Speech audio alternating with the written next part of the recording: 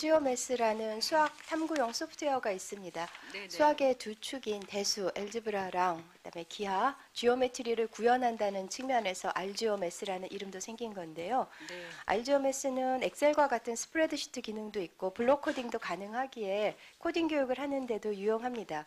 교육부와 창의재단이 몇 년간 특교로 총 28억 원의 예산을 들여 만든 건데 초중고 전국 학생들이 수학에 친근하게 다가가도록 도움을 주고 또 융합 교육의 도구가 된다는 측면에서 28억이 큰 금액이기는 하지만 저는 국가 예산이 정말 의미 있게 사용된 예라고 생각합니다.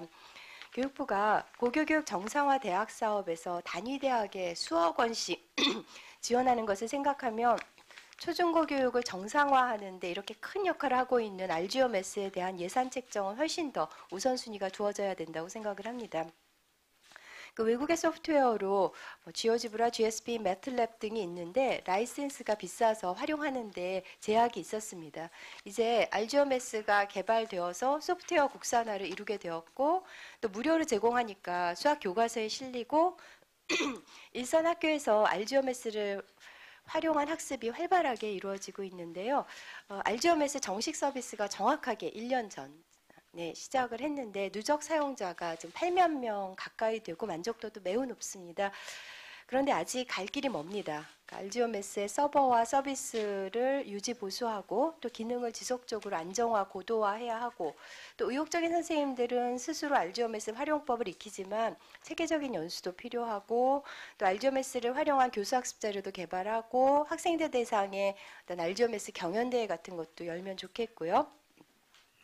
그동안은 교육부 특별교금으로 버텨왔는데 예산 규모가 일정하지 않고 유동적이어서 안정적인 사업 추진에 어려움이 있습니다. 그래서 작년 3월 교육부 업무보고 때도 제가 부총리께 국고로 편성해 주십사 당부를 드렸는데요. 올해 교육부에서 알지오매스 예산으로 국고 20억을 요청했는데 기재부에서 전액 삭감되었다고 합니다. 알지오매스야말로 정말 4차 산업혁명 대비 교육 투자이고 정말 미래에 대한 투자인데 알지오매스 예산을 국고로 편성할 필요성 어떻게 좀 더 강변을 해주시겠습니까? 예, 의원님이 충분히 설명을 해주셔서 저는 알지오매스 학교 현장의 이런 활용도와 이 호응들을 봤을 때 네. 국고 예산 편성이 필요하다는데 전적으로 공감하고 있습니다. 네, 저 예결위에서 이게 부활할 수 있기를 저도 좀 함께 노력을 하려고 하는데 장관님께서도 좀 많이 애써주시기 바랍니다. 예, 그렇게 하겠습니다.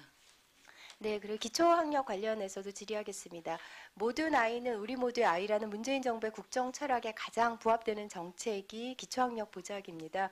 올해 3월에 교육부가 발표한 기초학력 지원 내실화 방안에 담긴 중요한 내용 중에 하나가 국가 기초학력 지원센터 지정인데요. 현재 그 국가 기초학력 지원센터는 그 17개 시도교육청에 있는 기초학력 지원센터와 협력을 하면서 기초학력 실태 조사하고 진단 보정 도구 개발하는 등을 이제 담당하는 전담 기관이죠. 네. 당초 계획대로라면은 그 기초학력 전담기관 지정 운영이 내년에 시작되어야 하고 그러려면 올해 그 정부안 아니 내년 정부안에 담겼어야 하는데 반영이 되지 않았더라고요. 의원님 아시다시피 법안이 아직 통과되지 않았다는 이유로 그 예산 편성에 어려움이 좀 있었습니다. 그러면 이번 정기국회에서 기초학력법이 통과가 되면 좀 가능성이 있을까요? 지금 기초학력에 대한 국가의 책무를 명시하고 체계적인 지원을 위한 법적 근거, 기초학력 보장법이 6월에 교육위원회는 통과했고요. 현재 이제 법사위의 그 체계작구 심사, 그다음에 또 본회의 의결이 남아 있어서 저는 그래도 한 8분 응선 정도는 넘었다고 생각을 하는데요. 그 정책은 예산으로 말하는 거잖아요. 네. 그 기초학력 지원센터가 내년에 본격적으로 운영될 수 있도록 예산 마련 시급하다는 뭐 공감되는 교육부도 장관님도 이제 다 공감하고 계신 반대. 네네. 이게 올해 혹시 정기국회에서 통과되면 그래서 그러니까 법사위에서 좀 신속하게 통과될 수 있도록 최선을 다하고요. 네. 그 예결위에서 법이 통과가 되면 확실하게 예산이 반영될 수 있도록 예결위원님들과 상임위원님들께서도 함께 협력해 주시면 저희도 최선을 다해서 반영될 수 있도록 노력하겠습니다. 네, 네. 그리고 마지막으로 한 가지 더 말씀드리겠습니다. 창의융합형 과학실 선도 모델 구축 운영 사업 관련해서요. 2015 개정 교육과정에서 과학 탐구 실험이 신설됐습니다.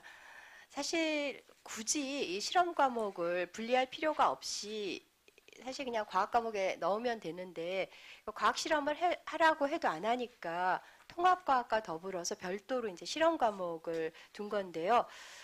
그렇게 교육과정을 편성한 데에는 과학 실험에 대한 의지가 담겨 있는 거겠죠. 그러니까 메이커 교육을 위한 3D 프린터 등을 갖추고 또 IoT 수업을 수업과 접목시키기 위한 그런 물리적인 환경을 조성한 그 창의융합형 과학실 제가 해마다 그 줄기차게 강조했던 예산입니다.